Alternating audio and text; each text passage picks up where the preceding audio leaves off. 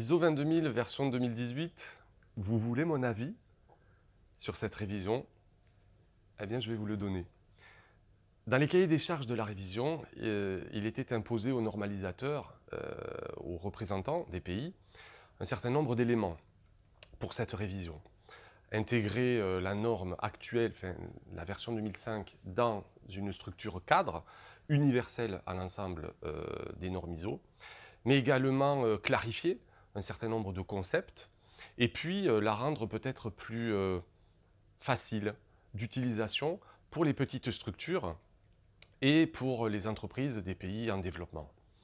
Est-ce que ces défis qui étaient proposés aux normalisateurs ont été atteints? Je vais avoir tendance à dire oui pour certains, en partie pour d'autres. En matière de clarification, c'est indéniable. Il y a des nouveaux termes et définitions qui permettent de mieux comprendre la maîtrise de la sécurité des denrées alimentaires, comme par exemple la notion de contamination, la notion de danger significatif issu de l'évaluation des dangers, la notion de niveau acceptable qui a été rajoutée.